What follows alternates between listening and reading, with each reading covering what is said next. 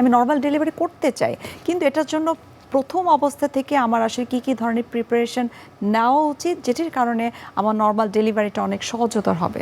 এটা প্রেগনেন্সি হওয়ার আগে থেকে শুরু হয়ে যায়। এটাকে বলে যে প্রি কনসেপশনাল কাউন্সিলিং, মানে জাস্ট প্রেগনেন্সি হওয়ার আগেই কাউন্সিলিং নেবে যদি সম্ভব হয়। এটা আসলে ওয়েস্টার্ন কান্ট্রিতে এটা চলে, আমাদের দেশেও আমরা চেষ্টা করছি যে প্রচলনটা আনার জন্যে। কারণ যদি দেখা যায় কারো ডায়াবেটিস থাকে অথবা ওভারওয়েট বা হাইপার টেনশন আছে আগে থেকে, তাহলে ওগুলো কিন্তু কারেকশন করে নিতে হয়। এবং কিছু মেডিকেশন আছে যেগুলো আগে খেলেও ওটা প্রেগনেন্সিতে খেতে পারবে না, আর তাকে চেঞ্জ করতে হবে। তাহলে আমাদের কাছে যদি আগে আসে ভালো, আর যদি সেটা নাও আসে অ্যাটলিস্ট তার যখন পিরিয়ডটা বন্ধ হলো, চেষ্টা করছেন উনি যে প্রেগনেন্সির জন্য, তখন বাসায় ম্যাক্সিমাম আজকাল আসলে ওই কিট পাওয়া যায়। এটা ইউরিনেই টেস্ট করে বোঝা যায় যে দুটো লাল দাগ আসলে পজিটিভ মানে প্রেগনেন্সি, আর একটি লাল দাগ আসলে হচ্ছে নেগেটিভ মানে প্রেগনেন্সি নয়। তো এরকম অবস্থায় যদি প্রেগনেন্সি হলো, তার দুটো লাল দাগ আসলে সে আমাদের কাছে আসতে পারে। আসলে তখন আমরা একটা আলট্রাসোনোগ্রাফির মাধ্যমে আবার কনফার্ম করি বা হার্টবিট আসলো কি না, একটা না দুটো বাচ্চা বা আরও কোনো কমপ্লিকেশন আছে এগুলো দেখি, বা তার ডেটটা কবে আসতে পারে, সব কিছুই দেখা হয়। এবং এরপর থেকে কিন্তু এটা ফলো আপে থাকে, যেমন প্রথম দিকে 1 মাস পর পর, তারপরে আবার 15 দিন পর পর, প্রথম 7 মাস পর্যন্ত 1 মাস পর পর আসে, 7 মাস পর থেকে 15 দিন পর পর, এবং যখন এটা 9 মাসে পড়বে তখন 7 দিন পর পরই তাকে আসতে হয়। এই চেক আপে যখন আমাদের কাছে আসে, আমরা তার একটা হিস্টোরি নেই যে উনি কেমন আছেন, তার কোনো জটিলতা আছে কিনা, আবার তার ব্লাড প্রেশার, তার ওজন এবং রক্তশূন্যতা আছে কিনা, এই ব্যাপারগুলো কিন্তু আমরা দেখি। এবং কিছু ব্লাড টেস্ট করা হয়, তার গ্রুপ বা রক্তশূন্যতা আছে কিনা, ডায়াবেটিস মেলাইটাস আছে কিনা।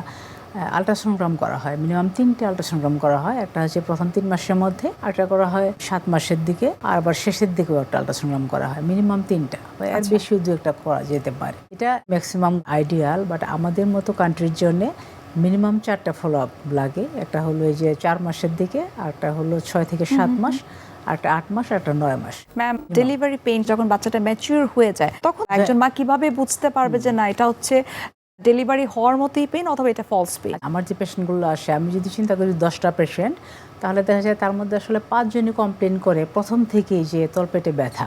তো তাকে আমরা বুঝাই, যদি দেখি পেশাবে ইনফেকশন নেই, তার বাচ্চাটা নষ্ট হওয়ার কোনো লক্ষণ নেই, তখন তাকে বুঝাই যে এই যে তার ইউটেরাস বা জরায়ু, এখানে কিছু ছিল না, এখানে একটা বাচ্চা গ্রো করছে, এটা একটা ফরেন, তাই না? তো এটার কারণে একটু ডিসকমফোর্ট থাকবে। আর শেষের দিকে যেটা হয়, যখন ডেলিভারিটা কাছাকাছি চলে আসে, হয়তো 1 মাস বাদ আছে, 15 দিন বাদ আছে, তখন একটা ফলস পেইন হয়। কারণ এই যে বাচ্চার মাথাটা এটা চাপ দেয় নিচে জরায়ুর মুখে, তখন এটার কারণে একটা ফলস পেন হয়। অথবা দেখা যায় যে পেশাবে ইনফেকশন হতে পারে, কখনো অ্যাপেন্ডিসাইটিসের ব্যথা, অথবা তার কিন্তু ডিসেন্ট্রি এইসবের কারণে বা ইনডাইজেশন, এই নানান কারণে ব্যথা হতে পারে। ইভেন গ্যাস্ট্রাইটিস যেটা বা যে হাইপার অ্যাসিডিটি গ্যাস হয়, সেটার কারণেও ব্যথা হতে পারে। আর ট্রু পেন যেটা, যে অ্যাকচুয়ালি ডেলিভারির ব্যথা, সেটা, এই দুইটার মধ্যে কিন্তু পার্থক্য আছে। ডেলিভারি ব্যথা যেটা, সেটা নতুন মা বুঝতে পারে না আসলে। যাদের 1-2 বাচ্চা আছে ওরা হয়তো বা বুঝতে পারে।